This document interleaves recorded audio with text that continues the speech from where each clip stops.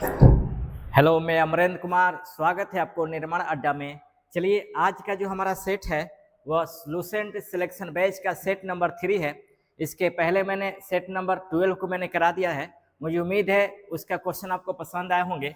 हालांकि जो भी आप क्वेश्चन इसमें आ रहे हैं, स्टेटमेंट बेस्ड क्वेश्चन आ रहे हैं, और ये सभी क्वेश्चन आपको एग्जाम के पॉइंट ऑफ व्यू से मैं तैयार किया हूँ, जिसमें बिहार दरोगा, बिहार पुलिस और बिहार एसएससी और बीपीएससी के क्वेश्चन को लेवल है। तो चलिए इसको हम देखते हैं। इसमें सेट नंबर 13 को, इसमें पहला क्वेश्चन है आपका।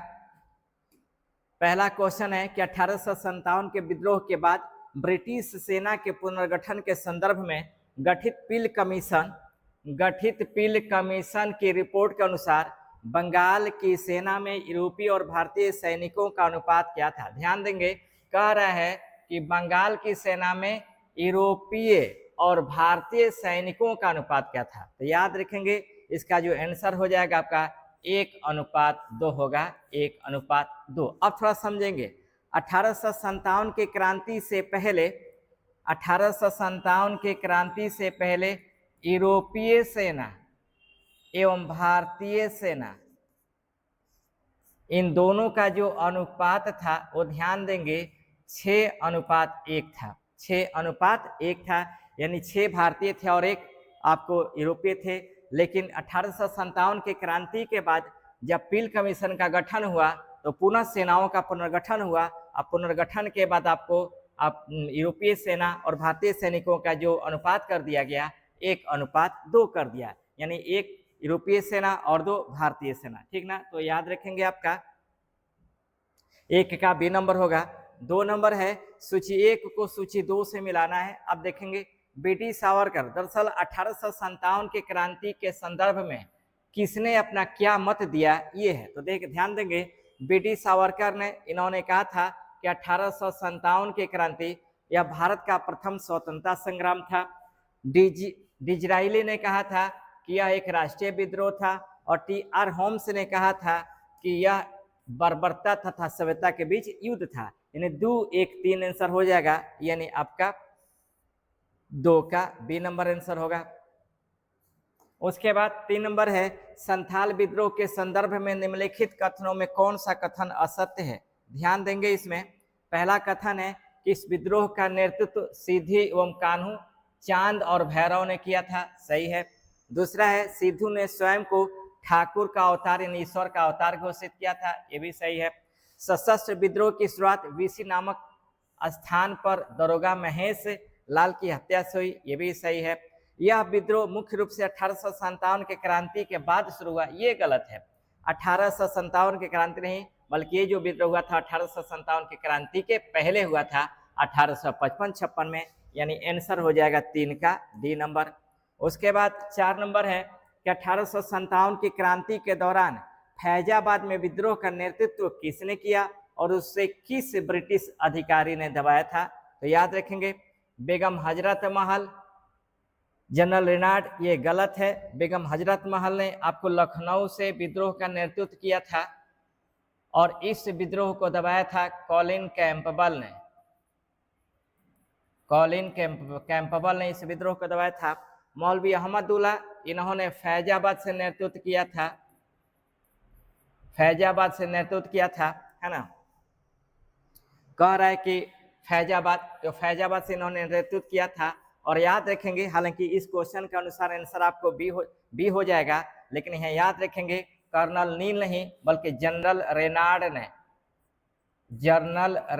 ने इस विद्रोह को दबाया था, ये ध्यान देंगे। यहाँ ये भी पॉइंट याद रखेंगे, मौलवी अहमदुल्ला पहले मुस्लिम क्रांतिकारी थे जिन्हें पकड़ने के लिए अंग्रेजों ने 50,000 रुपया का इनाम रखा था, 50,000 रुपया का इनाम रखा था। खान बहादुर खान हडसन, लियाकत अली, याद रखेंगे, इन्होंने इलाहाबाद से विद्रोह का नेतृत्व किया था, इलाहाबाद से इन्होंने विद्रोह का नेतृत्व किया था, है ना। और इस विद्रोह को दबाया था कर्नल नील ने, यानी 4 का आंसर बी नंबर हो जाएगा। 5 नंबर है ओडिशा के कंध आदिवासियों के बीच प्रचलित मारिया प्रथा का संबंध निम्नलिखित में से किससे था। तो याद रखेंगे मानव बलि प्रथा से था, है ना, मानव बलि प्रथा से था, यानी 5 का सी नंबर आंसर होगा। उसके बाद 6 नंबर है ब्रिटिश हाउस ऑफ कॉमन्स का चुनाव लड़ने वाले प्रथम भारतीय कौन थे? तो याद रखेंगे व्योमेश चंद्र बनर्जी, ये पहले भारतीय थे जिसने ब्रिटिश ऑफ कॉमन हाउस का चुनाव लड़ा था, लेकिन हार गए। याद रखेंगे ब्रिटिश ऑफ कॉमन हाउस का चुनाव जीतने वाले पहले भारतीय थे दादा भाई नौरोजी, इन्होंने लिबरल पार्टी से चुनाव लड़ा था, ध्यान देंगे लिबरल पार्टी से इन्होंने चुनाव लड़ा था और ये सदस्य बने थे वो 1892 से 1895 तक ये सदस्य बने थे, है ना, ये ध्यान देंगे। उसके बाद 7 नंबर में है आपका कि 1857 के क्रांति के समय ब्रिटेन के प्रधानमंत्री और भारत के गवर्नर जनरल कौन थे? तो याद रखेंगे 1857 के क्रांति के समय ब्रिटेन के प्रधानमंत्री पार्मेस्टर्न थे और भारत का गवर्नर जनरल लॉर्ड कैनिंग थे, यानी आंसर हो जाएगा आपका 7 का बी नंबर, पार्मेस्टर्न और लॉर्ड कैनिंग। उसके बाद है आपका 8 नंबर, निम्नलिखित में से किस स्थान के विद्रोहियों को 1857 की क्रांति के बाद गैर लड़ाकू घोषित किया गया और सेना में उनकी संख्या कम कर दी गई? ये है आपका बिहार एवं अवध। याद रखेंगे 1857 के क्रांति में अगर सबसे अधिक विद्रोही सेना में थी तो अवध के थे, है ना, इसलिए इनकी सेना, जब सेना का पुनर्गठन किया गया तो बिहार और अवध के सेनाओं को ब्रिटिश भारत के सेनाओं में कम कर दिया गया, है ना। तो ये आपका 8 का डी नंबर आंसर होगा। 9 है, और होम लोगों द्वारा लिखी गई ऐतिहासिक कृतियों को किस नाम से जाना जाता है? दुरुंजी के नाम से जाना जाता है, ध्यान देंगे, दुरंजी के नाम से जाना जाता है। इन 9 का बी नंबर आंसर होगा। 10 है, 29 मार्च 1857 को बैरकपुर में मंगल पांडे ने किन 2 ब्रिटिश अधिकारियों की हत्या की? तो लेफ्टिनेंट बॉग एवं जनरल ह्यूसन की हत्या की थी, है ना, लेफ्टिनेंट बॉग एवं जनरल ह्यूसन की हत्या की। अब यहाँ थोड़ा समझेंगे पूरी कहानी। 1857 की क्रांति का जो तत्कालिक कारण था वह चर्बी लगे कारतूस का प्रयोग था। जब लॉर्ड कैनिंग भारत का गवर्नर जनरल बन कर आता है तो पुराने ब्राउनबेस राइफल की जगह नया एनफील्ड राइफल का प्रयोग शुरू करवाता है। हालांकि नया जो एनफील्ड राइफल था इसमें यह था कि जो भी कारतूस को भरे जाते थे दांतों से खींचकर भरे जाते थे। चूंकि ब्रिटिश सेना में यह अफवाह थी कि जो कारतूस बनाए गए हैं वो गाय एवं सुअर के चर्बी से बने होते थे। चूंकि ब्रिटिश सेना में हिंदू और मुस्लिम दोनों धर्म के सैनिक मौजूद थे, तो हिंदुओं के लिए आपको गाय वर्जित थी और मुसलमानों के लिए सुअर। इसीलिए मंगल पांडे जो बैरकपुर छावनी, पश्चिम बंगाल के बैरकपुर छावनी में, ध्यान देंगे, पश्चिम बंगाल के बैरकपुर छावनी के 34वीं इन्फेंट्री के जवान थे, 34वीं इन्फेंट्री के जवान थे। इन्होंने चर्बी लगे कारतूस का प्रयोग का विरोध करते हुए 29 मार्च 1857 को इन्होंने लेफ्टिनेंट बॉग और जनरल ह्यूसन की हत्या कर दी, जिसका परिणाम हुआ कि सैनिक अदालत के द्वारा इन्हें 8 अप्रैल 1857 को फांसी दे दी गई और जितने भारतीय सैनिक टुकड़ियां थे उसे भंग कर दी गई। इसी का मौका का फायदा उठाया नाना साहब के सहयोगी अजीमुल्ला ने, जो कानपुर के बिट्ठू नामक स्थान पर निवास किए हुए थे। उन लोगों ने 1857 की क्रांति की योजना बनाई, 31 मई योजना बनाई और क्रांति का तारीख निर्धारित किया 31 मई 1857 को। लेकिन कुछ उत्साही सैनिकों ने उस तारीख का वेट न करके 21 दिन पहले ही 10 मई 1857 का विद्रोह कर दिया और मेरठ से विद्रोह किया और सीधे पहुंचे दिल्ली। और दिल्ली पहुंचने के बाद अंतिम मुगल बादशाह बहादुर शाह जफर को अपना नेता चुना और जनरल बख्त खान को अपना सेनापति चुना, ठीक ना। ये पूरी कहानी है और भी बहुत ज्यादा है ना। आगे बढ़ते हैं।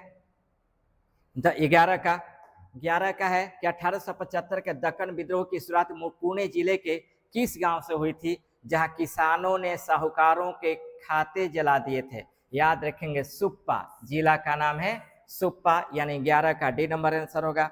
उसके बाद है 12 नंबर, तात्या टोपे के संदर्भ में निम्नलिखित कथनों पर विचार करें। इनका वास्तविक नाम रामचंद्र पांडुरंग था, सही है। इन्हें सिंधिया के सामंत मान सिंह ने धोखे से पकड़वाया नेपाल में, याद रखेंगे। जब ये झांसी में ग्वालियर के विद्रोह कर रहे थे, विद्रोह का नेतृत्व कर रहे थे, और जब रानी लक्ष्मीबाई की मृत्यु होती है तो ये भाग करके नेपाल चले जाते हैं लेकिन वहीं पे इनके जो मित्र होते हैं मान सिंह धोखे से अंग्रेजों से पकड़वा देते हैं, है ना। और 1859 में शिवपुरी में इन्हें फांसी दे दी जाती है। यानी इनका आंसर होगा 1, 2, 3, यानी सभी सही है। 12 का डी नंबर आंसर होगा। उसके बाद है 13 नंबर, क्रांतिकारियों में यह अकेली मर्द थी। झांसी की रानी लक्ष्मीबाई के वीरता से प्रभावित होकर यह कथन किसने कहा था? जनरल ह्यूरोज ने कहा था। याद रखेंगे, इनके संदर्भ में कुछ पॉइंट को याद रखना होगा। रानी लक्ष्मीबाई, बचपन का नाम था मनुबाई था और वास्तविक नाम था आपको मणिकर्णिका, है ना। मणिकर्णिका, जन्म इनका बनारस में हुआ था और झांसी एवं ग्वालियर में इनका विवाह हुआ था। और आगे चल करके जब अंग्रेजों के द्वारा झांसी और ग्वालियर को ब्रिटिश साम्राज्य में मिला लिया तो अपने साम्राज्य को पाने के लिए इन्होंने अंग्रेजों से संघर्ष किया था। उसी संघर्ष में था आपका 1857 की क्रांति के नेतृत्व किया झांसी एवं ग्वालियर से, और कालपी के युद्ध में वीरता पूर्वक लड़ती हुई मारी गई। जिस तरह से वीरता पूर्वक लड़ते हुए मारी गई थी उससे प्रभावित होकर के जनरल ह्यूरोज ने कहा था कि यहाँ सोई हुई औरत भारतीय क्रांतिकारियों में अकेली मर्द है। तो जनरल ह्यूरोज इसका आंसर हो जाएगा। यहाँ ये भी याद रखेंगे, रानी लक्ष्मीबाई के 3 प्रिय घोड़े थे, बादल, सारंगी एवं पवन। बादल, सारंगी एवं पवन इसके प्रिय घोड़े थे। ये भी याद रखेंगे।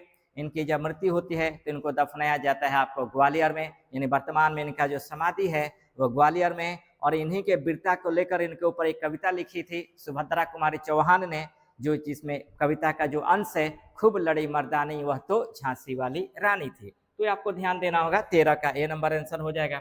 14 नंबर है, दादा भाई नौरोजी ने अपने किस पुस्तक में धन के निष्कासन सिद्धांत ने ड्रेन ऑफ वेल्थ का विस्तृत वर्णन किया था? तो याद रखेंगे, धन का निष्कासन सिद्धांत का इन्होंने वर्णन किया था आपको poverty and un British rule in India. ध्यान देंगे, लंदन में ईस्ट इंडिया एसोसिएशन की बैठक में एक अंग्रेजी लेख इन्होंने निकाला था आपको, इंग्लैंड डेप्थ टू इंडिया। सबसे पहले उसी लेख के माध्यम से इन्होंने धन के निष्कासन सिद्धांत का प्रतिपादन किया था।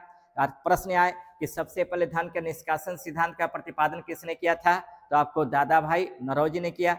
इंग्लैंड डेप्थ टू इंडिया के माध्यम से इसका प्रतिपादन किया था और इसका विस्तृत जो वर्णन किया था वह poverty and un British rule in India में किया था। याद रखेंगे, इन्हें grand old man of India के नाम से जाना जाता है। ये 3 बार कांग्रेस की अध्यक्षता किया था, है ना। यानी जवाहरलाल नेहरू के बाद ये दूसरे ऐसे भारतीय हैं जिन्होंने सबसे अधिक इन्होंने कांग्रेस की अध्यक्षता की। इसके अलावा याद रखेंगे, ये पहले भारतीय थे जिन्होंने ब्रिटिश ऑफ कॉमनवेल्थ में चुने गए लिबरल पार्टी से 1892 से 1895 के बीच में। इसके अलावा ये भी याद रखेंगे, इन्होंने धन के निष्कासन सिद्धांत को समस्त बुराइयों का जड़ बताया था, साथ ही अनिष्टों का अनिष्ट की संज्ञा दी थी। ये पहले भारतीय थे जिन्होंने अंग्रेजों को अन ब्रिटिश कह करके संबोधित किया था, है ना। तो ध्यान देंगे, इकोनॉमिक हिस्ट्री ऑफ इंडिया की बात करें तो इसको लिखा था आरसी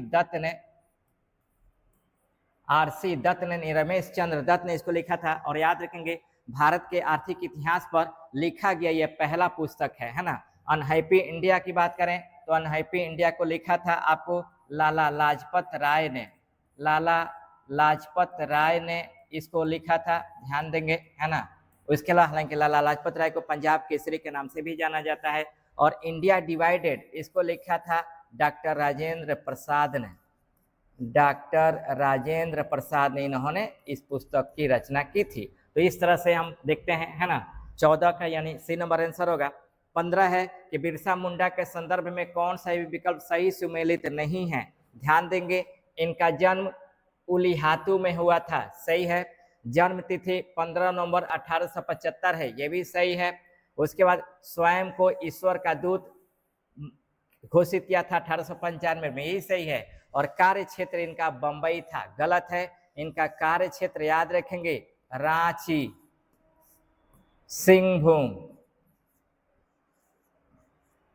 सिंहभूम एवं छोटा नागपुर था। तो इनका जो कार्य क्षेत्र था रांची, सिंहभूम एवं छोटा नागपुर था, यानी आंसर हो जाएगा आपका 15 का डी नंबर। उसके बाद है 16 नंबर, 1857 के क्रांति की वार्षिक शुरुआत मेरठ से हुई थी। कब हुई थी? 10 मई 1857 को, है ना। यहाँ दिया हुआ है 10 मई 1857 को हुई थी।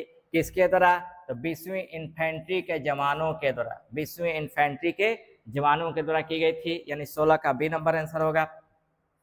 17 है बेगम हजरत महल के बारे में निम्नलिखित में से कौन सा कथन सही है। याद रखेंगे उनकी मृत्यु 1879 में नेपाल में हुई और उन्हें काठमांडू में दफनाया गया, ये सही है ना। ये अवध की बेगम थी और लखनऊ से इन्होंने 1857 की क्रांति में इन्होंने नेतृत्व किया था, लेकिन जब कॉलिन कैंपबेल से हार गई तो नेपाल चली गई और वहीं पे उनकी मृत्यु होती है और काठमांडू में उन्हें दफनाया जाता है। इन्होंने कानपुर से विद्रोह का नेतृत्व किया, ये गलत है, इन्होंने लखनऊ से विद्रोह का नेतृत्व किया था। उसके बाद इन्होंने अंग्रेजों के सामने आत्मसमर्पण किया, नहीं, इन्होंने आत्मसमर्पण नहीं की बल्कि नेपाल चली गई, और उन्हें रंगून निर्वासित कर दिया गया, नहीं, ये गलत है, यानी आंसर हो जाएगा 17 का ए नंबर। उसके बाद है 18 नंबर, 1748 ईस्वी में आरंभ हुई अंग्रेजों की भारतीय सेना का जनक किसे पुकारा गया, तो मेजर स्ट्रिंजर लॉरेंस को याद रखेंगे, भारतीय सेना का जनक कहा जाता है। ये सबसे इंपॉर्टेंट क्वेश्चन है, ध्यान दीजिएगा। डिस्कशन से यही बेनिफिट होंगे कि अगर 100 क्वेश्चन आप डिस्कशन कर रहे हैं, अगर इसमें से 10 क्वेश्चन भी आपके लिए ऐसे मिल गया जो आपके एग्जाम के लिए उसके एग्जाम में आ जाए, तो समझिए ये सबसे इंपॉर्टेंट होगा। ये सब एक्सेप्शनल क्वेश्चन है, जानना जरूरी है। लॉर्ड कॉर्नवालिस की बात करें तो इन्हें भारतीय पुलिस सेवा का या भारतीय नागरिक सेवा का जनक माना जाता है। रॉबर्ट क्लाइव की बात करें तो याद रखेंगे कंपनी के अधीन बंगाल के प्रथम गवर्नर थे और इन्होंने ही इलाहाबाद के प्रथम संधि और इलाहाबाद की दूसरी संधि क्रमशः मुगल बादशाह शाह आलम द्वितीय से और अवध के नवाब शुजा-उद-दौला से किया था। और इन्हीं के समय में आपको प्लासी का युद्ध हुआ था सिराजुद्दौला के। हेक्टर मुनरो की अगर बात करें तो बक्सर के युद्ध में अंग्रेजों की तरफ से सेनापति थे, ठीक ना। उसके बाद 19 नंबर है कि दादा भाई नौरोजी 1892 में ब्रिटिश हाउस ऑफ कॉमन्स के सदस्य किस पार्टी के उम्मीदवार के रूप में चुने गए। अभी मैंने बताया कि लिबरल पार्टी से चुने गए थे, है ना, लिबरल पार्टी से चुने गए थे, ठीक है। प्रश्न ये आ जाए कि भारत के स्वतंत्रता के समय ब्रिटेन में कौन सी पार्टी थी, तो लेबर पार्टी थी, है ना, लेबर पार्टी थी, ये ध्यान देंगे। 19। उसके बाद 20 नंबर है कि लॉर्ड कर्जन ने बंगाल विभाजन के निर्णय की घोषणा किस तिथि को की थी, तो याद रखेंगे 20 जुलाई 1905 को बंगाल विभाजन की घोषणा किया था। 20 जुलाई 1905 को बंगाल विभाजन लागू हुआ 16 अक्टूबर 1905 को, और याद रखेंगे 7 अगस्त, ये ध्यान देंगे आपका 7 अगस्त 1905 को टाउन हॉल में बंगाल विभाजन के विरोध में स्वदेशी आंदोलन चलाया गया था, है ना, स्वदेशी आंदोलन चलाए गए थे, ये याद रखेंगे, यानी आंसर हो जाएगा 20 का बी नंबर। उसके बाद है 21, जालियांवाला बाग हत्याकांड की जांच के लिए कांग्रेस द्वारा नियुक्त आयोग के संबंध में निम्नलिखित कथनों पर विचार करें। यहाँ याद रखेंगे कि जालियांवाला बाग जो हत्याकांड हुआ था वह 13 अप्रैल 1919 को हुआ था, जिसमें तत्कालीन पुलिस कमिश्नर जनरल ओडायर ने अमृतसर के जालियांवाला बाग में जो लोग इकट्ठा हुए थे बैसाखी के दिन, उन निहत्थे लोगों पर गोलियां चलवाई थी, जो भारत के इतिहास में जालियांवाला बाग हत्याकांड के नाम से जाना जाता है। इस घटना के बाद 2 समितियों का गठन किया गया। पहला अंग्रेजों की तरफ से हंटर समिति का गठन किया गया और दूसरा भारतीयों की तरफ से तहकीकात समिति का गठन किया गया, जिसका अध्यक्ष बनाया गया था मदन मोहन मालवीय थे, समझेंगे। तो इस आयोग का नेतृत्व मदन मोहन मालवीय ने किया था, सही है। और दूसरा मोतीलाल नेहरू और महात्मा गांधी इसके सदस्य थे, यानी ये भी सही है, यानी आंसर होगा 1 एवं 2, यानी 21 का सी नंबर आंसर होगा। 22 है कि निम्नलिखित में से किसने असहयोग आंदोलन के प्रस्ताव का नागपुर अधिवेशन में समर्थन या प्रस्ताव किया था, CR दास ने, यानी चितरंजन दास ने दिया था, यानी 22 का डी नंबर आंसर होगा। उसके बाद है सूची 1 को सूची 2 से मिलाना है, ये घटना है और घटना को मिलाना है। याद रखेंगे काकोरी कांड 1925, सैंडर्स की हत्या 1928, असेंबली बम कांड 1929 और चटगांव शस्त्रागार पे हमला हुआ था आपको 1930, यानी आंसर आपका हो जाएगा 2 4 1 3, यानी आंसर हो जाएगा आपके ये। अब समझेंगे थोड़ा सा। काकोरी कांड 9 अगस्त 1925 को जो लखनऊ से सहारनपुर से चलने वाले जो पैसेंजर ट्रेन थे उसी को काकोरी नामक स्टेशन पर रोका गया था, लूटा गया था। इसमें प्रमुख जो क्रांतिकारी थे, उसमें राम प्रसाद बिस्मिल थे, सुरेंद्र राजेंद्र लाहिड़ी थे, अशफाक उल्ला खां थे, रोशन सिंह थे, ठीक है, ठाकुर। इसके अलावा ममंथ नाथ गुप्ता थे, ममंथ नाथ गुप्ता याद रखेंगे, लिख देते हैं एक बार। काकोरी कांड, क्षमा चाहते हैं, काकोरी कांड, ये जानना जरूरी है, सबसे इंपॉर्टेंट है। और इसमें जानना क्या जरूरी है वो थोड़ा सा ध्यान देंगे। काकोरी कांड जो हुआ था वो 9 अगस्त, ये हुआ था आपका 9 अगस्त 1925 को। अब इसमें शामिल क्रांतिकारी कौन थे? पहला नंबर आपको रोशन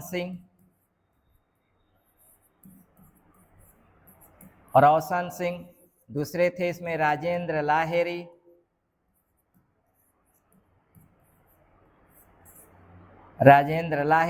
तीसरा नंबर अशफाक उल्ला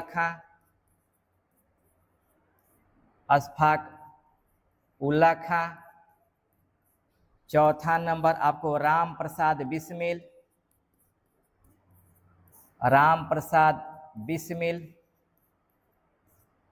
और पांचवा नंबर थे आपको ममंथम नाथ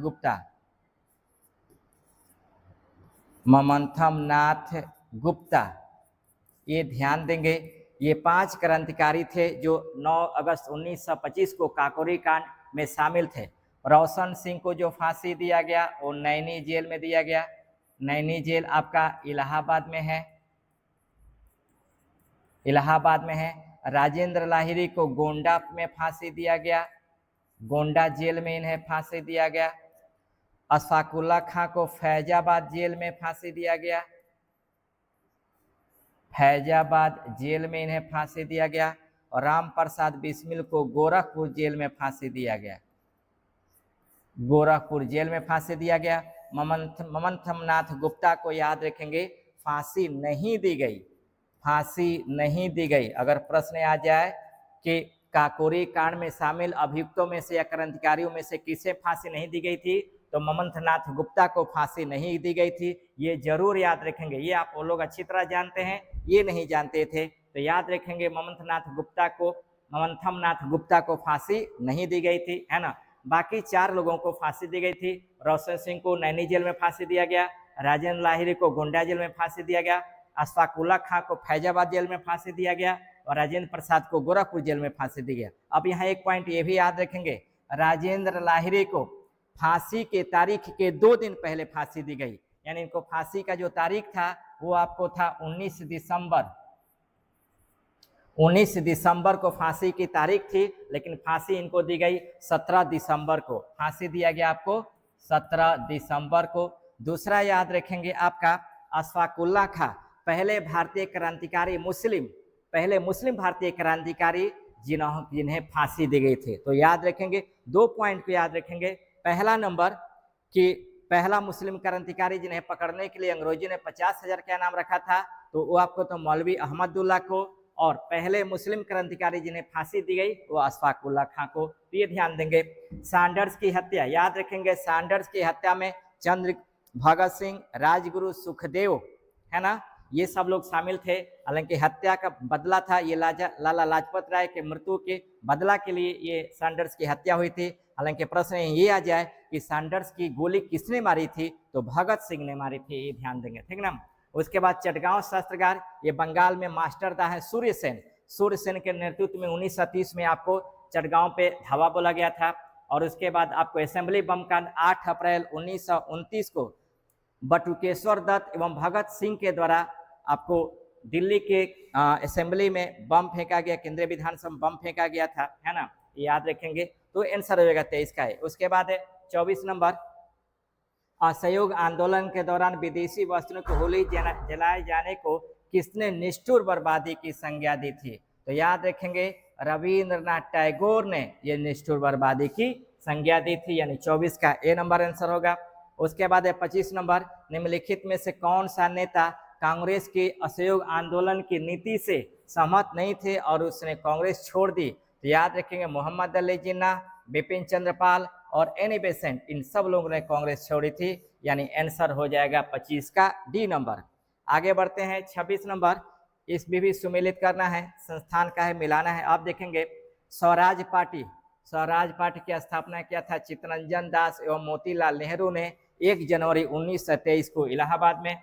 उसके बाद है आपका Hindustan Republic association, Hindustan Republic association की स्थापना भगत सिंह के द्वारा किया गया था। हालांकि यहाँ याद रखेंगे भगत सिंह के द्वारा नहीं बल्कि चंद्रशेखर आजाद के द्वारा दिल्ली के फिरोज शाह कोटला मैदान में इसकी स्थापना की गई है ना।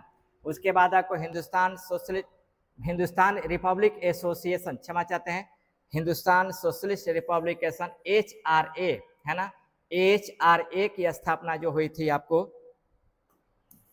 फिर से थोड़ा सा देख लेते हैं, सही से बता देता हूं आपको। पहले देखिए स्वराज पार्टी, स्वराज पार्टी की जो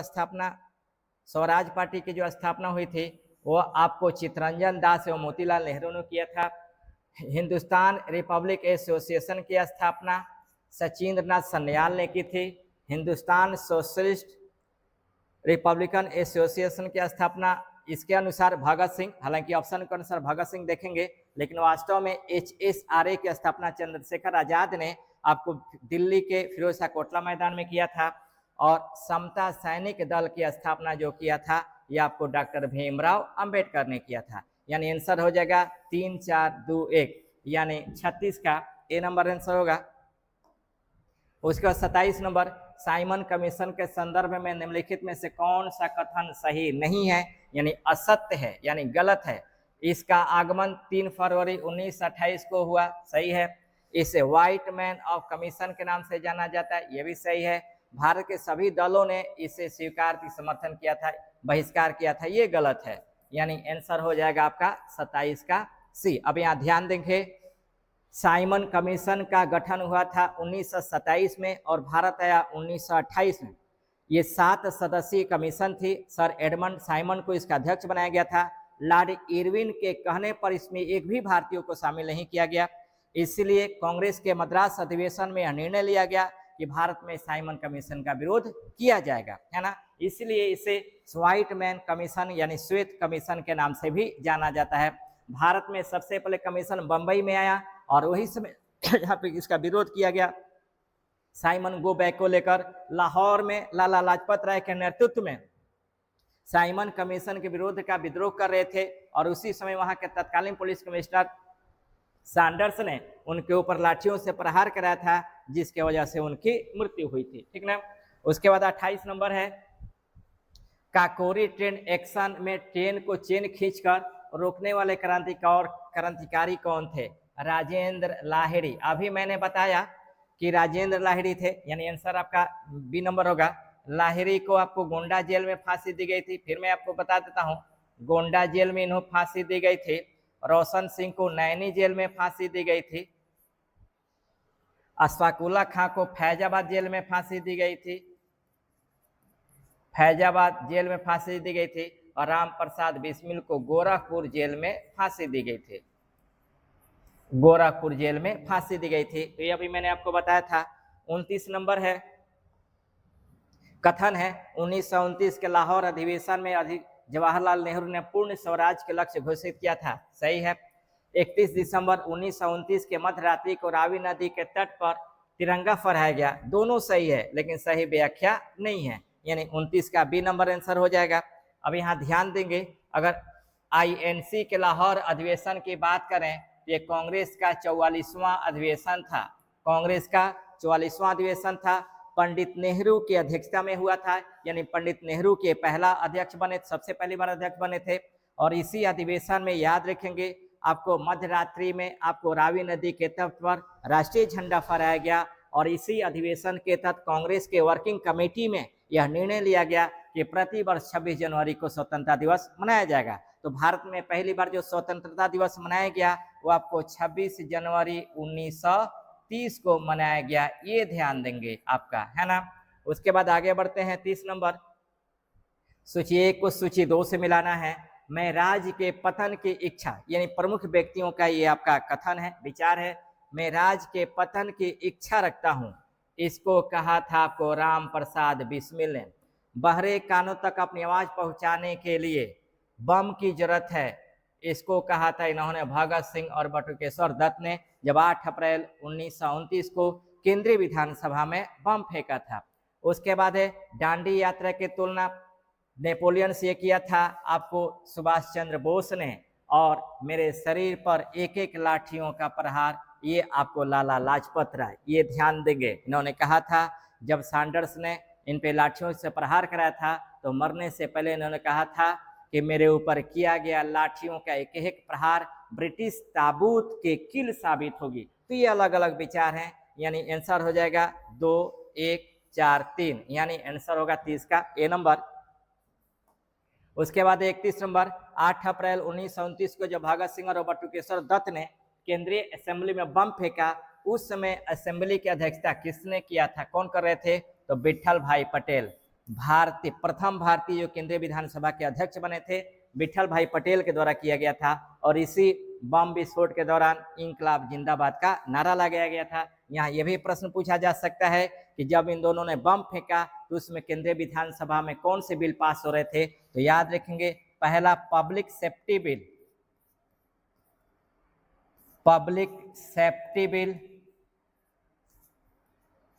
सेफ्टी बिल पर बहस चल रहे थे, और दूसरा आपको इंडियन ट्रेड डिस्प्यूट बिल है ना, Indian trade dispute bill pay बहस चल रहे थे, है ना, ट्रेड डिस्प्यूट बिल पर बहस चल रहे थे, ये ध्यान देंगे। तो 2 बिलों पर बहस चल रहे थे, है ना, तो यानी आंसर हो जाएगा 31 का डी नंबर। 32 है डॉक्टर भीमराव अंबेडकर द्वारा किए गए महाड़ सत्याग्रह 1927 का मुख्य उद्देश्य क्या था, सार्वजनिक चौदार तालाब से पानी पीने का अधिकार के लिए उन्होंने लड़ाई लड़ी थी, जिसको महाड़ सत्याग्रह के नाम से जाना जाता है, यानी 32 का बी नंबर होगा।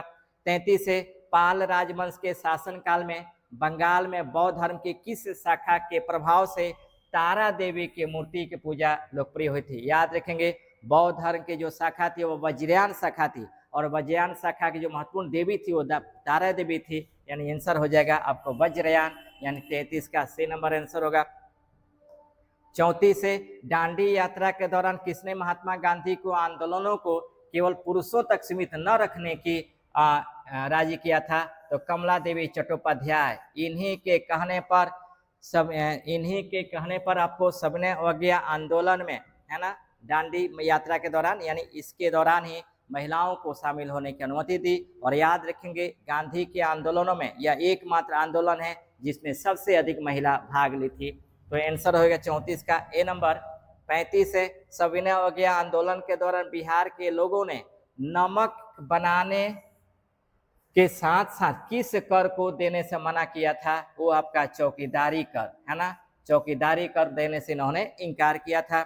उसके बाद आपका सूची 1 को सूची 2 से मिलाना है। बारदोली, याद रखेंगे गांधी जी द्वारा असहयोग स्थगन के समय उपस्थिति थी। बेलगांव महात्मा गांधी का प्रथम अधिवेशन में कांग्रेस का अध्यक्ष बने थे। उसके फिरोज शाह कोटला, ये HSRA का गठन हुआ था, और इलाहाबाद स्वराज पार्टी की स्थापना हुई थी। 2, 1, 3, 4 आंसर होगा, यानी 36 का आपका ए नंबर हो जाएगा। उसके बाद 37 नंबर है कि निम्नलिखित में से किसे काकोरी कांड के लिए फांसी की सजा नहीं दी गई थी। अभी मैंने बताया ममंथनाथ गुप्ता को, है ना, सबसे इंपॉर्टेंट है, याद राम प्रसाद बिस्मिल को फांसी हुई, राजेंद्र रोशन सिंह की फांसी हुई, राजेंद्र लाहिड़ी को फांसी हुई, लेकिन ममंथनाथ गुप्ता को फांसी नहीं हुई थी, यानी 37 का सी नंबर आंसर होगा। 38 है नेहरू रिपोर्ट को अंतिम रूप से अगस्त 1928 में आयोजित सर्वदलीय सम्मेलन में स्वीकार किया गया।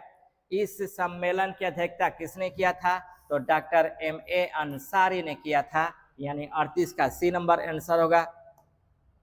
39 है संभवतः वह पहले भारतीय क्रांतिकारी मुसलमान कौन थे जो देश की स्वतंत्रता के लिए फांसी के तख्ते पे लौटे।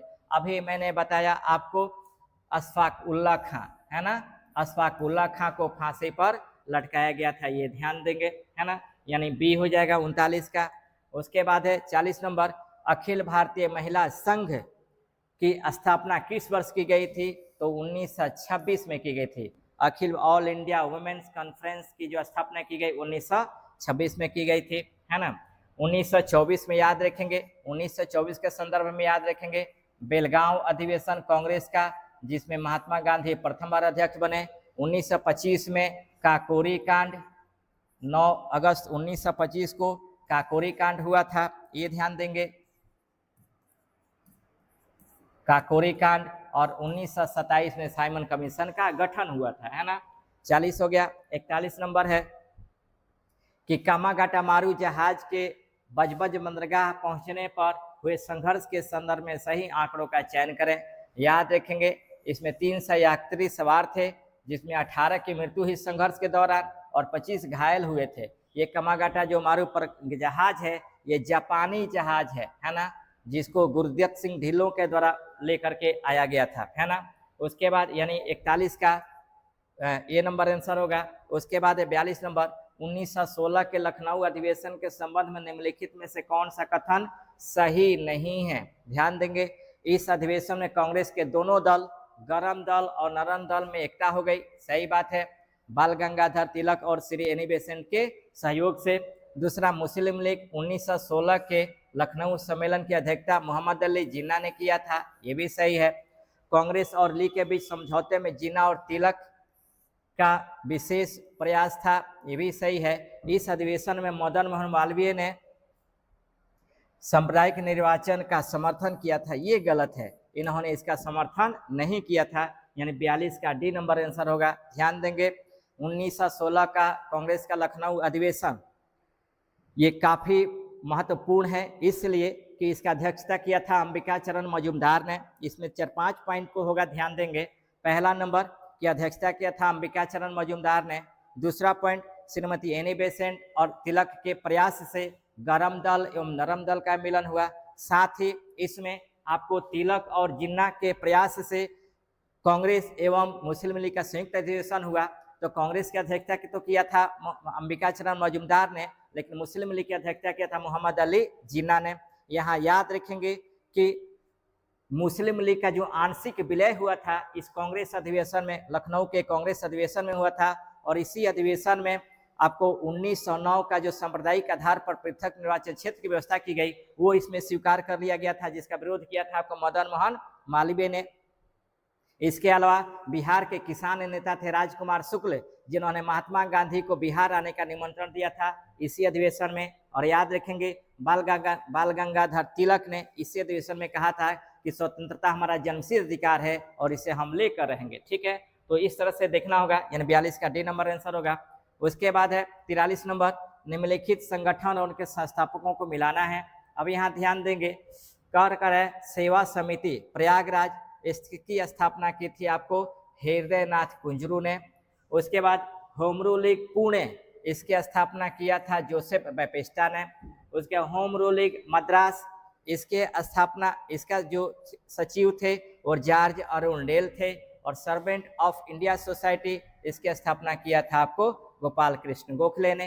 यानी 2, 1, 3, 4 आंसर होगा, यानी आंसर हो जाएगा आपका 43 का बी नंबर।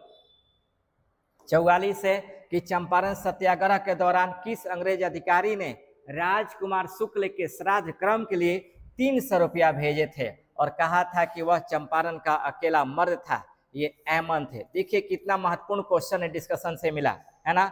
इसी तरह से रीजनल क्वेश्चन है जो बीपीएससी में, बिहार दरोगा में, बिहार पुलिस में क्वेश्चन पूछे जाएंगे और आपको लगेगा कि कहाँ से क्वेश्चन पूछ दिया गया। तो इस तरह से क्वेश्चन इसमें मिल रहे हैं जो आपके लिए सबसे इंपॉर्टेंट होंगे।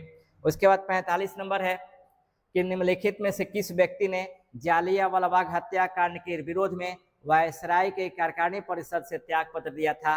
तो याद रखेंगे शंकर नायर ने, इन्होंने त्याग पत्र दिया था। रविन्द्रनाथ टैगोर ने नाइटहुड की उपाधि वापस कर दी थी, है ना।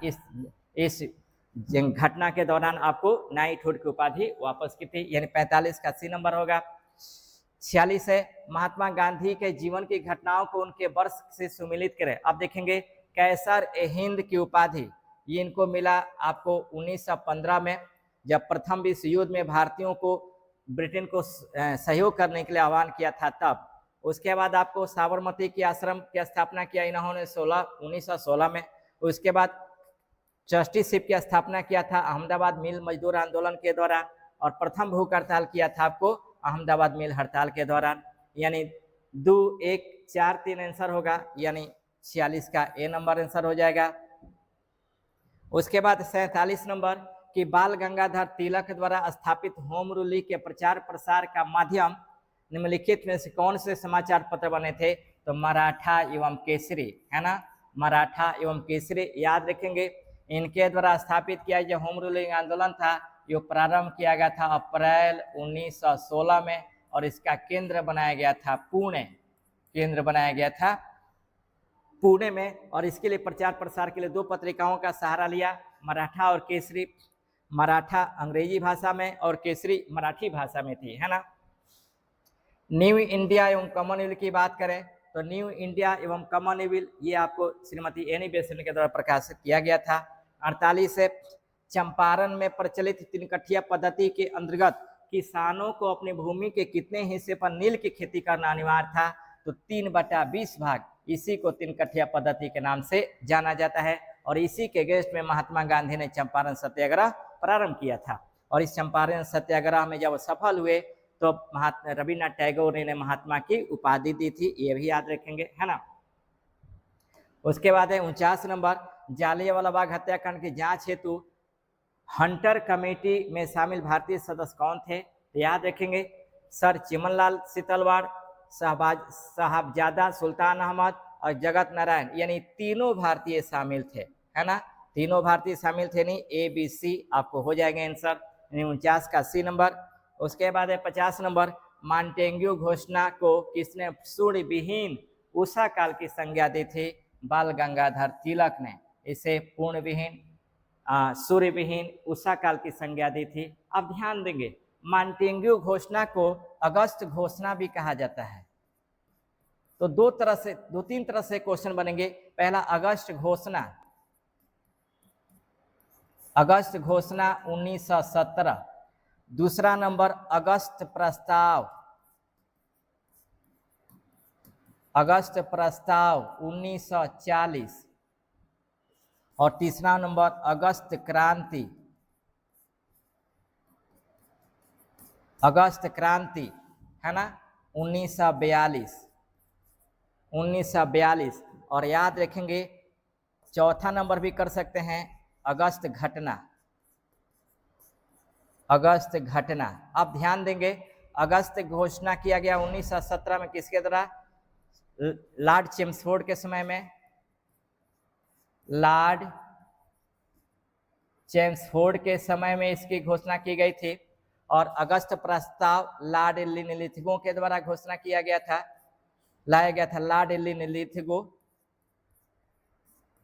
लॉर्ड लिथगो के द्वारा। और अगस्त क्रांति आपको भारत छोड़ो आंदोलन है, महात्मा गांधी के द्वारा भारत छोड़ो आंदोलन, ये ध्यान देंगे। और यहाँ पर और एक सबसे इंपॉर्टेंट मैंने लिखा है अगस्त घटना, यानी 6 अगस्त और 9 अगस्त, 6 अगस्त 1945 और 9 अगस्त 1945, यानी हिरोशिमा और नागासाकी पर परमाणु बम अमेरिका के द्वारा गिराया गया था। तो अगस्त से रिलेटेड ये क्वेश्चन याद रखेंगे। उसके बाद है 51 नंबर कि चंपारण सत्याग्रह के दौरान गांधी जी का जान बचाने वाले रसोइये या व्यक्ति का क्या नाम था, जिसका उल्लेख दुर्लभ तथ्यों से मिलता है?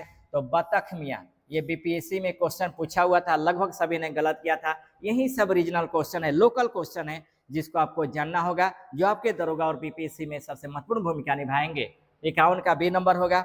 उसके बाद आपका 52 नंबर कि रॉलेट एक्ट के संदर्भ में निम्नलिखित कथनों में से कौन सा कथन सत्य है? ध्यान देंगे, आपको सही है क्या बात कर रहा है, कौन सा कथन सत्य है? तो इसे 19 मार्च 1919 को लागू किया गया, गलत है। इसे बिना अपील कौन सा कथन सत्य है? इसे बिना अपील बिना दलील की संज्ञा दी गई, ये भी सही है। और तीसरा, इसके तहत राजनीतिक कैदियों को बिना मुकदमा के 2 वर्ष तक हिरासत में रखा जा सके, ये भी सही है। यानी समझ आते, ये सही है ना, यानी आंसर हो जाएगा उपयुक्त में से सही, है ना, यानी तीनों सही हो जाएंगे। 19 मार्च 1919 को लागू किया गया था। इसे बिना अपील, बिना वकील और बिना दलील की संज्ञा दी गई थी। और इसके तहत राजनीतिक कैदियों को बिना मुकदमा चलाए भी 2 वर्ष तक रखा जा सकता था। याद रखेंगे। रॉलेट एक्ट भारत में बढ़ रही क्रांतिकारी गतिविधियों को यानी आतंकवादी, अंग्रेजों के नज़र में आतंकवादी गतिविधियों को कंट्रोल करने के लिए तत्कालीन वायसराय लॉर्ड चैम्सफोर्ड थे, जिन्होंने तत्कालीन मुख्य न्यायाधीश सर सिडिल रॉलेट की अध्यक्षता में एक समिति का गठन किया गया, जो जिम्मेदारी उनसे रिपोर्ट मांगा गया। उसी रिपोर्ट में इन्होंने ये सब सुझाव दिया था कि बिना किसी कारण बताए किसी भी व्यक्ति को गिरफ्तार किया जाए और इसको किसी भी तरह का कोई कानूनी सहायता न दिया जाए, है ना। इसके बाद 54 नंबर होगा, अहमदाबाद टेक्सटाइल लेबर एसोसिएशन की स्थापना 1918 के समय यह सबसे बड़ी ट्रेड यूनियन थी। इसकी स्थापना किसने की थी? तो महात्मा गांधी ने इसकी स्थापना की थी। इसकी स्थापना महात्मा गांधी ने की थी, यानी 54 का सी नंबर आंसर हो जाएगा।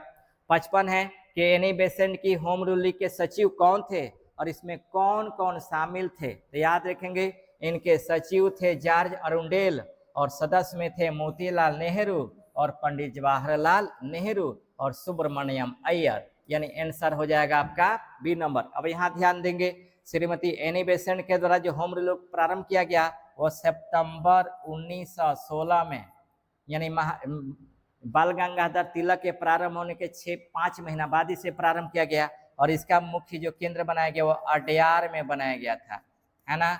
अडयार ने मद्रास में बनाया गया था और इसका प्रचार प्रसार करने के लिए उन्होंने कॉमनवेल्थ एवं न्यू इंडिया नामक पत्रिका का संपादन किया था। उसके बाद है 56, ये भी मैच करना है, चंपारण सत्याग्रह। चंपारण सत्याग्रह ये तिनकठिया पद्धति के अगेंस्ट में चलाया गया था। अहमदाबाद मिल हड़ताल ये महात्मा गांधी का प्रथम भूख हड़ताल था। उसके बाद आपका खेड़ा सत्याग्रह ये आपको कर नहीं आंदोलन यानी टैक्स नहीं के लिए चलाया गया था, किसान आंदोलन था। उसके बाद रॉलेट सत्याग्रह देशव्यापी हड़ताल किया गया था 6 अप्रैल 1919 को, यानी आंसर हो जाएगा आपका 56 का ए नंबर। उसके बाद 57 नंबर कि उदारवादी कांग्रेसियों ने मॉन्टेग्यू घोषणा को भारत का मैग्ना कार्टा की संज्ञा दी। यह घोषणा किस अधिनियम का आधार बना था? तो याद रखेंगे, भारत सरकार अधिनियम 1919। भारत सरकार अधिनियम 1919 ये बना था, यानी 57 का बी नंबर आंसर हो जाएगा। उसके बाद 58 नंबर है कि गोपाल कृष्ण गोखले ने अपने संगठन सर्वेंट ऑफ इंडिया सोसाइटी के सदस्यों को किस आंदोलन में भाग लेने की अनुमति नहीं दी थी? होम रूलिंग आंदोलन में। ध्यान देंगे, सर्वेंट ऑफ इंडिया सोसाइटी की इन्होंने जो स्थापना किया था वह 1905 में किया था और इन्होंने होम रूलिंग आंदोलन में भाग लेने की अनुमति नहीं दी थी, यानी 58 का बी नंबर आंसर हो जाएगा। 59 है, जालियांवाला बाग में 13 अप्रैल 1919 को लोग किन 2 नेताओं की गिरफ्तारी के विरोध में एकत्रित हुए थे? तो याद रखेंगे, डॉक्टर सतपाल और सैफुद्दीन किचलू, इन दोनों की गिरफ्तारी के विरोध में इकट्ठा हुए थे। बैसाखी के दिन, बैसाखी पंजाब में गेहूं कटाई के उपलक्ष्य में एक बैसाखी मेला होता है, उसी समय उपस्थित हुए थे उनके विरोध में, गिरफ्तारी के विरोध में, जहां पे इन निर्दोष लोगों पर जनरल डायर ने गोलियां चलवाई थी, है ना। तो 59 का बी नंबर होगा। 60 है, बिहार में नील की खेती के संदर्भ में कुर्तौली और कुस्की क्या थे? तो याद रखेंगे, ये खेती के अन्य 2 तरीके थे, खेती के अन्य 2 तरीके थे, यानी 60 का डी नंबर आंसर होगा। उसके बाद है 61 नंबर कि अलीपुर षड्यंत्र केस के संदर्भ में निम्नलिखित कथनों पर विचार करें। अब ध्यान देंगे, इस केस में अरविंद घोष को आजीवन काला पानी की सजा दी गई, गलत है। उसके बाद क्या करें, कौन सा कथन सही है? तो आजीवन काला पानी की सजा दी गई, ये गलत है। उसके बाद है सरकारी गवाह नरेंद्र नाथ गोसाई की हत्या सत्यनाथ घोष और कन्हई लाल दत्त ने जेल में कर दी, ये सही है। इस केस में बरिंद्र कुमार घोष और उल्लासकर दत्त को फांसी दी गई, ये सही है, की सजा दी गई, ये सही है, यानी 2 एवं 3 आंसर होगा, यानी आपका 61 का बी नंबर होगा। 62 नंबर है, मुस्लिम लीग के गठन और विकास के संबंध में निम्नलिखित कथनों पर विचार कीजिए, इनमें सही कौन है? अब ध्यान देंगे, इसका प्रथम अधिवेशन 1908 में कराची में हुआ था, गलत है, 1907 में हुआ था कराची में, 1908 अमृतसर में हुआ था। 1908 के अमृतसर अधिवेशन की अध्यक्षता सैयद इमाम के थे, यानी 2 नंबर सही है, यानी आंसर हो जाएगा आपका 62 का बी नंबर। उसके बाद है 63 नंबर, गदर पार्टी के संबंध में निम्नलिखित कथनों में कौन सा कथन सही नहीं है यानी गलत है। आप देखेंगे इसकी स्थापना अमेरिका के सैन फ्रांसिस्को में की हुई थी, सही है। सोहन सिंह भाखना इसके प्रथम अध्यक्ष बने, ये भी सही है। गदर अखबार का पहला जो अंक हुआ वो गुरुमुखी लिपि में प्रकाशित हुआ था, गलत है। याद रखेंगे गुरुमुखी लिपि में नहीं बल्कि सबसे पहले उर्दू में प्रकाशित हुआ था, है ना, उर्दू में प्रकाशित हुआ था। और लाला हरदयाल इसके प्रथम मंत्री और काशीराम कोषाध्यक्ष बने, यानी आंसर हो जाएगा 63 का सी नंबर जो गलत है। उसके बाद है 64 नंबर कि बाल गंगाधर तिलक के संदर्भ में निम्नलिखित कथनों पर विचार करें।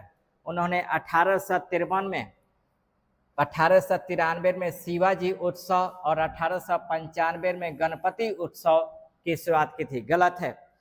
इन्होंने 1896 में शिवाजी उत्सव मनाया था और आपको 1893 में गणपति उत्सव मनाया था, ये ध्यान देंगे। 1896 में शिवाजी उत्सव मनाया और गणपति उत्सव 1893 में मनाया, यानी ये कथन गलत है। वैलेंटाइन सिरोल ने इन्हें भारतीय अशांति का जनक कहा था, ये सही है। और 1908 में 6 वर्ष की सजा सुनाने वाला जो जज था उसका नाम था डाबर, ये सही है, यानी 2 और 3 सही हो जाएगा, यानी 64 का बी नंबर आंसर होगा, ये ध्यान देंगे। उसके बाद 65 नंबर है कि दिल्ली दरबार और संबंधित घटनाओं के बारे में क्या सही है। ध्यान दीजिएगा, दिसंबर 1911 में दिल्ली दरबार का आयोजन किया गया। लॉर्ड हार्डिंग द्वितीय के समय में, यानी भारतीय वायसराय लॉर्ड हार्डिंग द्वितीय के समय में ब्रिटिश राजा जॉर्ज पंचम एवं उनकी पत्नी मैरी के सम्मान में, है ना। अब इस दिल्ली दरबार के तहत क्या क्या हुआ कि पहला कि बंगाल विभाजन योजना को रद्द घोषित किया गया, दूसरा कोलकाता की जगह दिल्ली को राजधानी बनाने की घोषणा की गई, और तीसरा बंगाल से बिहार और उड़ीसा को अलग किया गया, है ना। और याद रखेंगे 1 अप्रैल 1912 को कोलकाता की जगह दिल्ली भारत की राजधानी बनी, है ना। और 22 मार्च 1912 को बंगाल से बिहार और उड़ीसा को अलग किया गया, इसलिए 22 मार्च को प्रति वर्ष बिहार दिवस मनाया जाता है। अब इसके अनुसार देखते हैं, कह रहे हैं कि क्या इसमें सही है। तो इसमें है आपको अरुंडेल कमेटी की सिफारिश पर विभाजित बंगाल को पुनः एक किया गया, यानी बंगाल विभाजन योजना को रद्द घोषित किया गया, सही है। 1 अप्रैल 1912 को दिल्ली भारत की विधिवत राजधानी बनी, ये भी सही है। इस दरबार में बिहार को उड़ीसा सहित बंगाल से अलग कर पृथक राज्य बनाया गया, ये भी सही है, यानी आंसर हो जाएगा 1, 2 एवं 3, ये ध्यान देंगे। अब पूछे कि अभी तक कितने दिल्ली दरबार हुए, तो अभी तक 3 दिल्ली दरबार हुए। पहला 1877, दूसरा 1902 और तीसरा 1911, ये आपको 1903, क्षमा चाहते हैं 1903 आपको हुए हैं, है ना। तो आपको ये तो 3 बार दिल्ली दरबार हुए हैं, यानी आंसर हो जाएगा 65 का डी नंबर। उसके बाद 66 नंबर, नासिक के जैक्सन हत्याकांड के समय जैक्सन किस मराठी नाटक को देखने के लिए विजयानंद थिएटर गया था। शारदा, ये शारदा नाटक थे जिसको देखने के लिए गया था, 66 का बी नंबर आंसर होगा। उसके बाद है 67, बम बनाने की कला सीखने के लिए अभिनव भारत संगठन ने अपने किस सदस्य को पेरिस भेजा था, तो BN बापट को भेजा था, BN बापट को। यहाँ याद रखेंगे अभिनव भारत की जो स्थापना हुई 1904 में सावरकर बंधु के द्वारा इसको किया गया था, यानी इसकी स्थापना सावरकर बंधु के द्वारा इसकी स्थापना की गई थी, ये ध्यान देंगे। हालांकि अभिनव भारत पहले आपका मित्र मेला के रूप में था, मित्र मेला के रूप में था, जिसका गठन किया गया था 1899 में, है ना, 1899 में, और इसी को आगे चल करके अभिनव भारत के रूप में कन्वर्ट कर दिया गया। तो 67 का ए नंबर आंसर हो जाएगा। 68 है कि 1910 में अमेरिका के सिएटल में यूनाइटेड इंडिया हाउस की स्थापना किसने किया था। यूनाइटेड इंडिया हाउस की स्थापना किसने किया, तो याद रखें तारकनाथ दास एवं GD कुमार ने किया था, यानी 68 का ए नंबर आंसर होगा। उसके बाद है 69 नंबर, वायसराय लॉर्ड हार्डिंग द्वितीय पर बम फेंकने की योजना कौन बनाया था, तो याद रखेंगे योजना में सरकारी गवाह कौन बन गया था? तो दीनानाथ बन गया था। ध्यान देंगे, दीनानाथ, यानी आंसर हो जाएगा 69 का सी नंबर, है ना। अब ध्यान देंगे, इस षड्यंत्र में जो शामिल हुए उनको फांसी हुई। मास्टर अमीनचंद को फांसी हो गई, और बिहारी लाल को फांसी हो गई, बसंत कुमार विश्वास को भी फांसी हो गई थी, लेकिन रास बिहारी बोस थे वो भागकर चले गए जापान, है ना। उसके बाद है 70 नंबर, निम्नलिखित में से किसे क्रांतिकारियों का पिता कहा जाता है?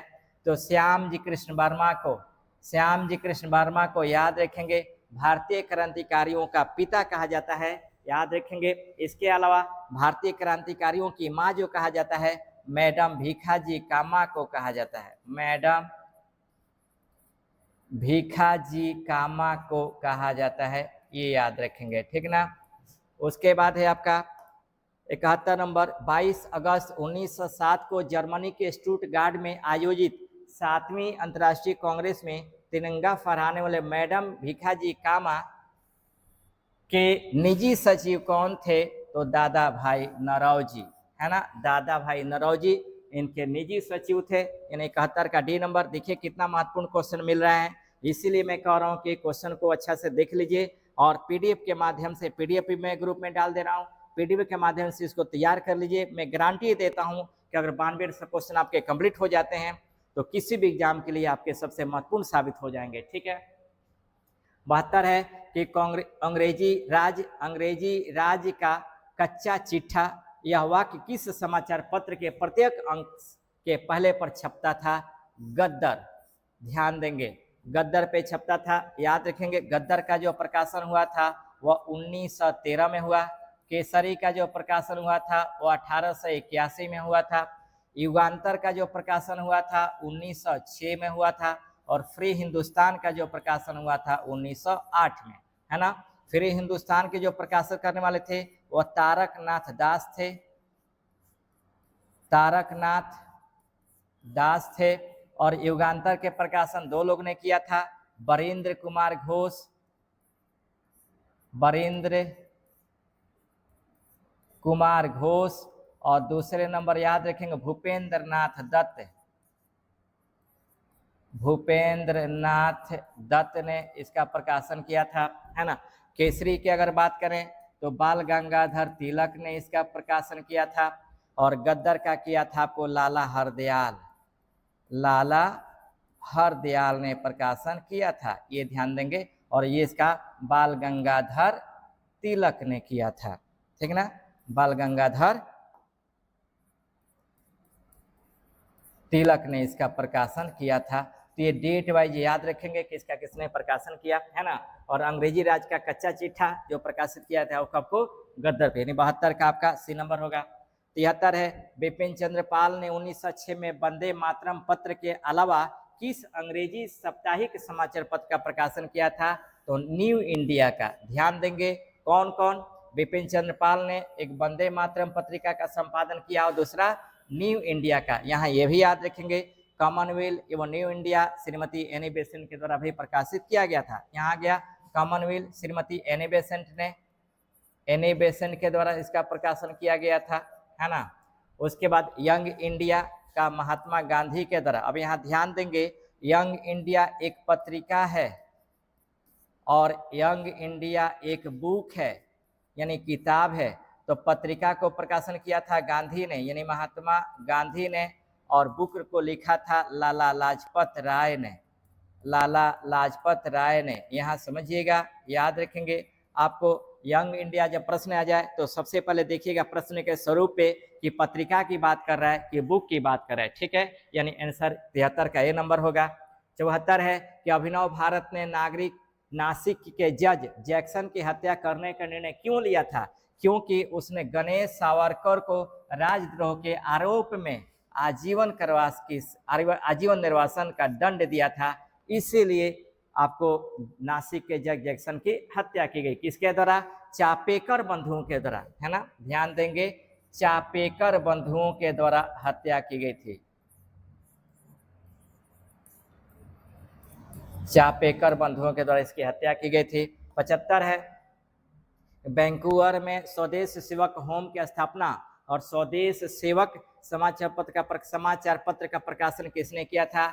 GD कुमार ने किया था, यानी 75 का ए नंबर आंसर हो जाएगा।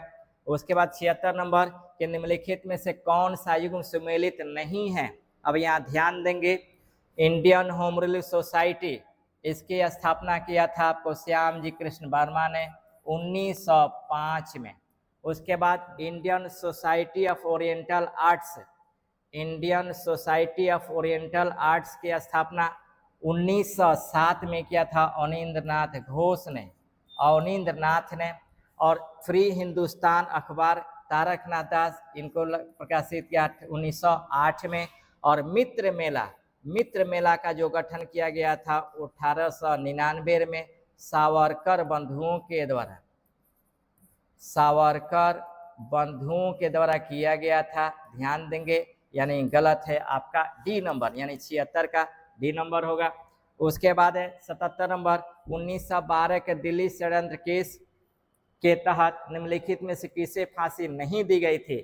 तो याद रखेंगे, रास बिहारी बोस को फांसी नहीं दी गई थी क्योंकि बचकर भाग गए थे जापान। बाकी मास्टर अमीनचंद, बाल मुकुंद और बिहारी लाल, इन सबको फांसी दी गई थी।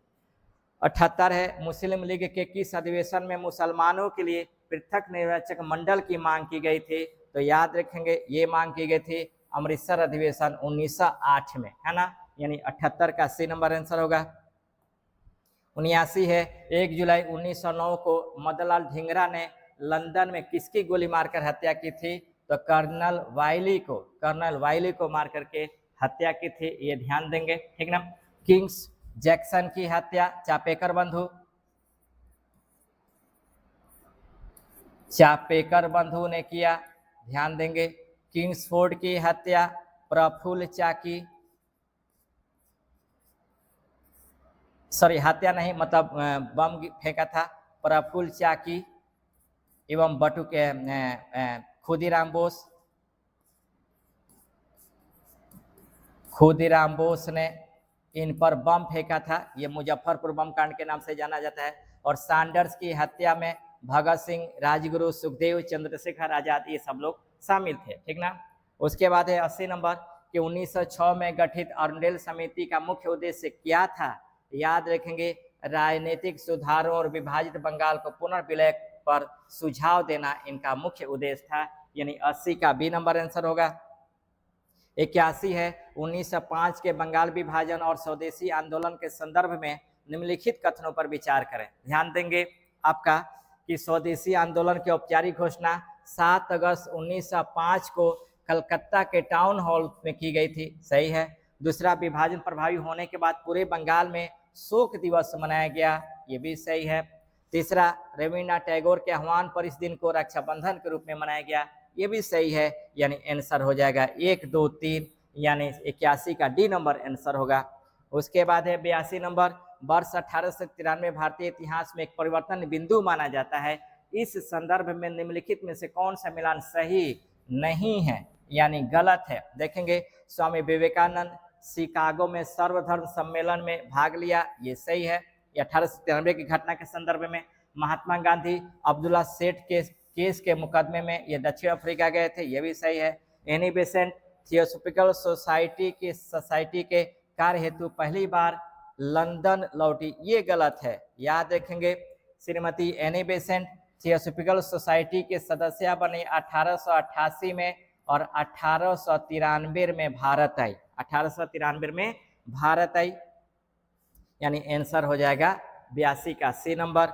उसके बाद है 83 नंबर, संजीवनी पत्रिका के संदर्भ में निम्नलिखित कौन सा कथन सही है।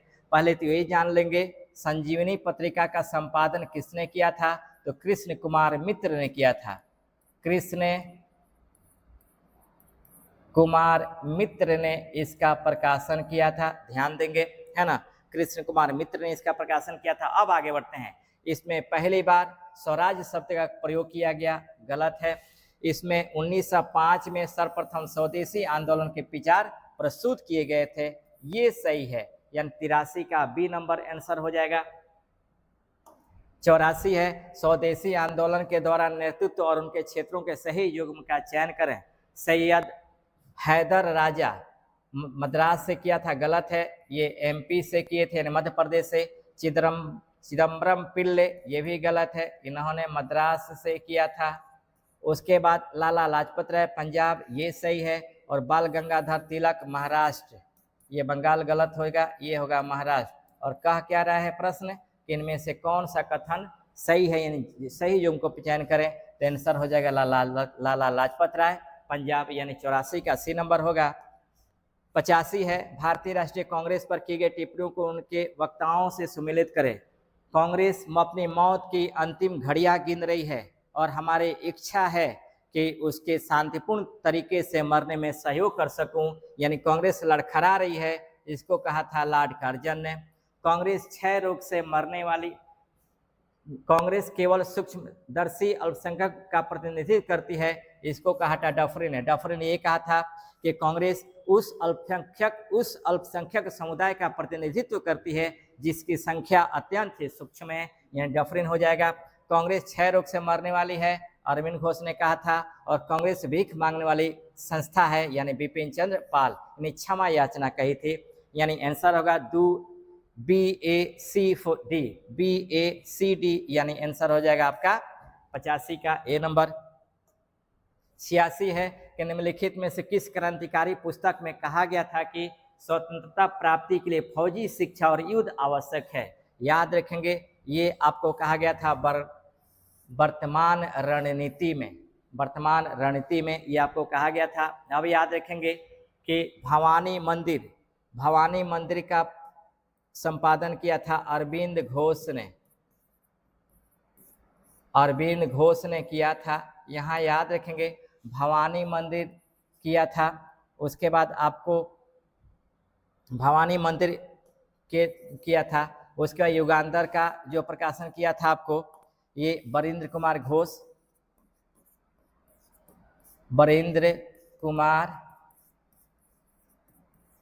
घोष एवं आपको भूपेंद्र नाथ दत्त ने किया था। भूपेंद्र नाथ दत्त के द्वारा इसका प्रकाशन किया गया था। और पाथेर दाबी के संदर्भ में याद रखेंगे, पाथेर शरत चंद्र चट्टोपाध्याय है ना, इसका जो प्रकाशन किया था शरत चंद्र चट्टोपाध्याय, शरत चंद्र चट्टोपाध्याय के द्वारा इसका प्रकाशन किया गया था, है ना। ये ध्यान देंगे, यानी 86 का डी नंबर आंसर होगा। 87 है कि अनुशीलन समिति के गठन के संबंध में निम्नलिखित कथनों पर विचार करें। ध्यान देंगे, इसका पहला प्रमुख संगठन पी मित्र यानी प्रथमनाथ मित्र के नेतृत्व में स्थापित हुआ, ये सही है। इसका उद्देश्य खून का बदला खून था, ये भी सही है। 1906 में बरिंद्र कुमार घोष और भूपेंद्र नाथ दत्त ने इसे और उग्र बनाया था, ये भी सही है। यानी आंसर होगा 1, 2, 3, यानी 87 का सभी सही हो जाएगा। डी नंबर 88 है कि 30 अप्रैल 1960 को मुजफ्फरपुर में हुए बम कांड के संबंध में क्या सही है। खुदीराम बोस और प्रफुल्ल चाकी ने वायसराय कर्जन की गाड़ी पर बम फेंका, गलत है। इस हमले में जज किसफोर्ड की हत्या हुई, ये भी गलत है। बम गलती से कैनेडी की गाड़ी पर गिरा जिसमें 2 महिलाओं की मृत्यु हो गई, यही सही है ना। और इसी कांड को लेकर के प्रफुल्ल चाकी जो गिरफ्तारी से बचने के लिए आत्महत्या कर ली और खुदीराम बोस को 11 अगस्त 1960 को फांसी दी गई, है ना। तो 88 का सी नंबर आंसर होगा। 89 है वंदे मातरम समाचार पत्र का प्रकाशन या संपादन निम्नलिखित में से किसके द्वारा किया गया था, तो अरविंद घोष के द्वारा किया गया था, है ना। अरविंद घोष के द्वारा किया गया था, ये ध्यान देंगे, यानी 89 का ए नंबर होगा। 90 है कि कांग्रेस के 1907 के सूरत अधिवेशन के बारे में मुख्य कारण क्या था किस जिससे विभाजन हुआ, तो याद रखेंगे मुसलमानों के लिए पृथक निर्वाचन की मांग, गलत है। स्वदेशी आंदोलन को चलाने के तरीकों और विस्तार को लेकर के विवाद हुआ और यही कारण बना आपको इसके विभाजन का, यानी आपको 90 का बी नंबर होगा। ध्यान देंगे, ये कांग्रेस का जो सूरत अधिवेशन था, यह कांग्रेस का 23वां अधिवेशन था। इस अधिवेशन की अध्यक्षता जो क्रांतिकारी थे वो बनाना चाहते थे लाला लाजपत राय को, लेकिन अंततः रास बिहारी घोष को इसका अध्यक्ष बनाया गया। लेकिन स्वदेशी और बहिष्कार को लेकर विवाद उत्पन्न हुआ और इसी विवाद का परिणाम हुआ कि 1907 का सूरत अधिवेशन विभाजन होकर 2 भागों में बट गया, गर्म दल एवं नरम दल में। यहाँ ये भी याद रखेंगे, ये पहला अधिवेशन है जो सफल नहीं हो पाया और पुनः इसको मद्रास में इसका आयोजन किया गया था और उस अधिवेशन में निर्णय लिया गया कि 9 वर्षों के लिए गरम दल को कांग्रेस से बाहर किया गया। ठीक ना, तो 90 का बी नंबर होगा। 91 है कि निम्नलिखित में से किसने स्वदेशी बांधव समिति की स्थापना की ताकि स्वदेशी आंदोलन का जन जन तक प्रचार हो सके?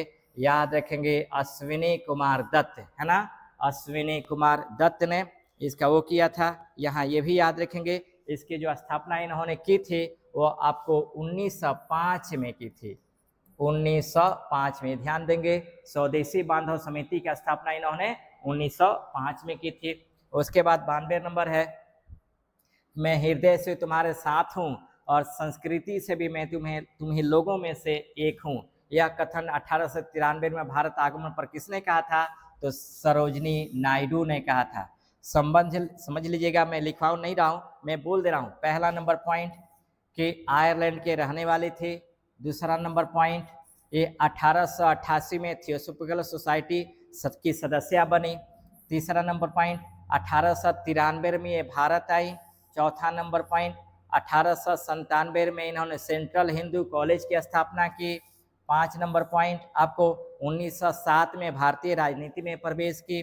उसके बाद 6 नंबर पॉइंट इन्होंने 1916 में सितंबर 1916 में होम रूलिंग आंदोलन की शुरुआत किया। 17 नंबर पॉइंट 1917 के कलकत्ता अधिवेशन में इन्हें अध्यक्ष बनाया गया, यानी आईएनसी की पहली महिला अध्यक्ष बनी, है ना। 18 नंबर पॉइंट इनके द्वारा 2 पत्रिकाओं का संपादन किया गया, कॉमनवेल्थ एवं न्यू इंडिया। ठीक ना, तो इस तरह से इनके संदर्भ में जाना जाएगा। देखिए मैं सरोजिनी नायडू कर दिया हूँ, ये याद रखेंगे। आपका ये एनी बेसेंट के संदर्भ में मैं बता रहा था, है ना। ये जो भी मैं बता रहा था आपको, ये टोटल में बता रहा था एनी बेसेंट के बारे में। ठीक ना, एनी बेसेंट के बारे में टोटल में बता रहा था। क्षमा चाहते हैं, मैं सरोजिनी नायडू को मैं टिक कर दिया था। ठीक है, ये ध्यान देंगे। मैडम भिकाजी कामा के संदर्भ में याद रखेंगे 1907 में जर्मनी के स्टुटगार्ट में पहली बार इन्होंने झंडा फहराया था, जिसमें उनके निजी सचिव दादा भाई नरौजी थे। इसके संदर्भ में और एक पॉइंट याद रखेंगे, इन्हें भारतीय क्रांतिकारियों के मां के नाम से जाना जाता है। सरोजिनी नायडू भारत में किस राज्य की पहली महिला राज्यपाल बनी थी? उत्तर प्रदेश का। ठीक है, उसके बाद है 93 नंबर, नीचे दिए गए समाचार पत्रों और उनके प्रकाशकों में कौन सा युग्म गलत है? द बंगाली सुरेंद्रनाथ बनर्जी, अमृत बाजार पत्रिका शिशिर कुमार घोष, ये सही है। युगांतर अरविंद घोष, ये गलत है ना। याद रखेंगे द बंगाली सुरेंद्रनाथ बनर्जी सही है, अमृत बाजार पत्रिका शिशिर कुमार घोष सही है और वंदे मातरम अरविंद घोष सही है। युगांतर का मैंने बताया था अभी आपको, 2 लोग हैं। पहला नंबर आपको वरिंद्र कुमार घोष और दूसरा नंबर भूपेंद्र नाथ दत्त, है ना। यानी आंसर हो जाएगा सी, यानी 93 का सी होगा। 94 है 1906 के कलकत्ता अधिवेशन में कांग्रेस के मंच से पहली बार स्वराज की मांग किसके द्वारा किया गया था? दादा भाई नौरोजी के द्वारा। अब यहाँ ध्यान देंगे, 2 पॉइंट को याद रखेंगे। प्रश्न पूछेगा कि भारत में सबसे पहले स्वराज शब्द का प्रयोग किसने किया? तो दयानंद सरस्वती ने की। लेकिन प्रश्न ये पूछे कि कांग्रेस के मंच से सबसे पहले स्वराज शब्द का प्रयोग किसने किया? तो दादा भाई नौरोजी ने किया था। 94 का डी नंबर आंसर होगा। 95 है बंगाल विभाजन के विरोध में आंध्र प्रदेश के डेल्टा इलाकों में हुए आंदोलन को किस नाम से जाना जाता है? तो वंदे मातरम आंदोलन के नाम से जाना जाता है, यानी 95 का बी नंबर आंसर होगा। उसके बाद 96 नंबर, कांग्रेस का सम्मेलन 3 दिन का तमाशा, यह किसने कहा था? अश्विनी कुमार दत्त ने कहा था, है ना। अश्विनी कुमार दत्त ने इसने कहा था। बंकिम चंद्र चटर्जी ने कहा था कि कांग्रेस के लोग पदों के भूखे हैं, कांग्रेस के लोग पदों के भूखे हैं कहा था। और लाला लाजपत राय ने कहा था कि कांग्रेस डफरिन के दिमाग की उपज, डफरिन के दिमाग की उपज थी, ये इन्होंने कहा था, है ना। उसके बाद 97 है अरविंद घोष द्वारा लिखित लेखमाला न्यू लैम्प फॉर ओल्ड का प्रकाशन किस वर्ष किया गया था? तो याद रखेंगे इसका प्रकाशन किया गया था 1893 में, यानी 97 का बी नंबर आंसर होगा। 98 है नासिक में चापेकर बंधुओं ने किस गुप्त संस्था की स्थापना की? तो society for the removal of obstacles to the Hindu की स्थापना की थी, यानी 98 का सी नंबर आंसर हो जाएगा। उसके बाद है 99 नंबर कि क्रांतिकारी गतिविधियों के लिए बम बनाना सीखने हेतु हेमचंद्र दास कानूंगो को कहाँ भेजा गया था? पेरिस में इनको भेजा गया था। 99 का सी नंबर आंसर होगा। 100 है कि खुदीराम बोस के मुकदमे के संदर्भ में निम्नलिखित में से किसने उनकी वकालत या बचाव की थी? तो कालिदास बोस ने इनका बचाव किया था। उसके बावजूद भी इनको 11 अगस्त 1908 को फांसी दी गई। ठीक ना। तो ये आपका टोटल क्वेश्चन है क्लास 13 का, है ना। क्लास 13 का टोटल मैंने अभी तक लुसेंट का क्लास 13 ही नहीं 1300 क्वेश्चन मैंने करा दिया। अभी 9200 क्वेश्चन में इतना मैंने क्वेश्चन करा दिया। मैं उम्मीद करता हूँ कि आप इसको अच्छा से देखेंगे और रिक्वेस्ट भी करता हूँ कि प्लीज़ मेरा बात मानिए, इसको अच्छा से देख करके PDF के माध्यम से इस क्वेश्चन को लगा के रख लीजिए। आने वाले एग्जाम के लिए सबसे आपके लिए इम्पोर्टेंट साबित होगा। ठीक ना। फिर मैं नेक्स्ट क्लास लेकर आऊँगा, तब तक बेस्ट ऑफ लक।